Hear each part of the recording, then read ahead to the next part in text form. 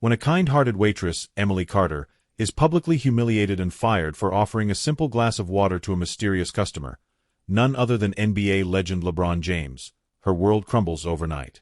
But just when she feels all hope is lost, a viral twist catapults her story into the spotlight, catching the attention of LeBron himself in a way she never imagined.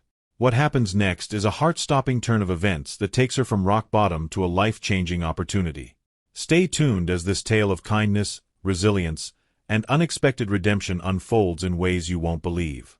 But before we dive in, leave a comment and let us know where you are watching from today. And if this story speaks to you, hit that subscribe button for more amazing stories. In the bustling, modest diner of Midtown Eats, Emily Carter moved with practiced efficiency, balancing plates of pancakes and coffee cups for the regular morning rush. At 24, Emily was the type of person whose radiant smile could brighten even the grumpiest customer's day. Her co-workers often joked that she had a heart too big for her own good, a quality that would soon change her life forever. That fateful afternoon, the diner was unusually quiet. Emily was wiping down a table near the entrance when the door swung open, and in walked a towering man wearing a hoodie and sunglasses. She didn't recognize him at first, but the subtle whispers and stolen glances from the few patrons made it clear he was someone important. "Table for one?"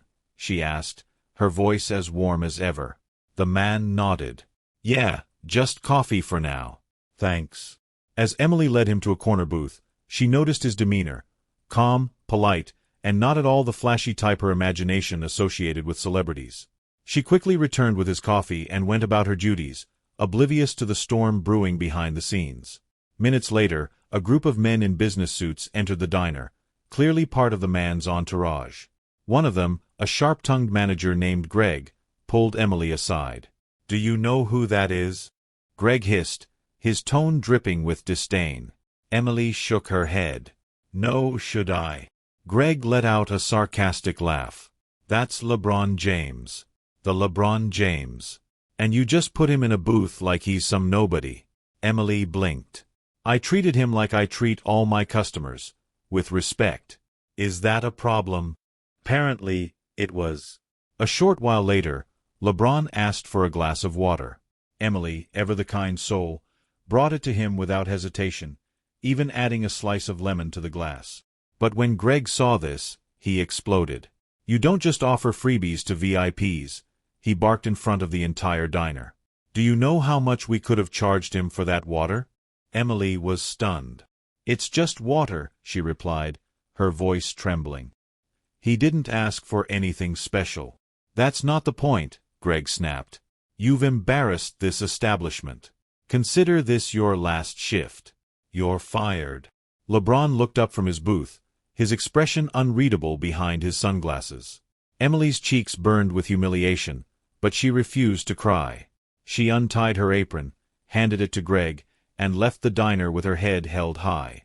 That night, Emily sat on her tiny apartment's couch, staring blankly at her phone. Rent was due in a week, and she had no savings to fall back on. Her thoughts spiraled into despair. Why was kindness so often punished? She had always believed in doing the right thing, but now it felt like the world was against her.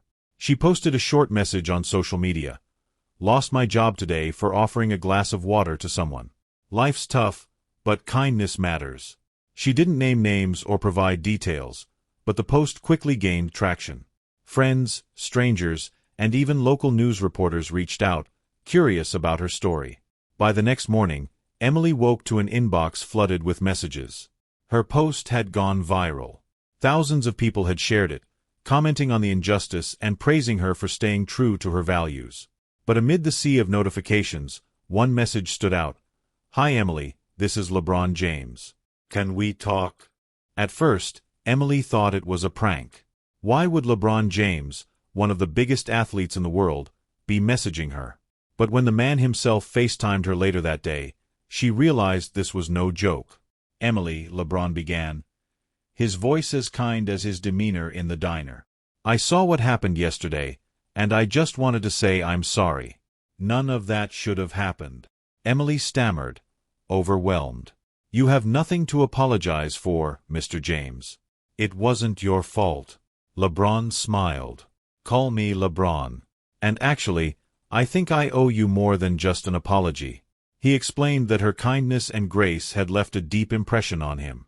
"People often treat me differently because of who I am," he said.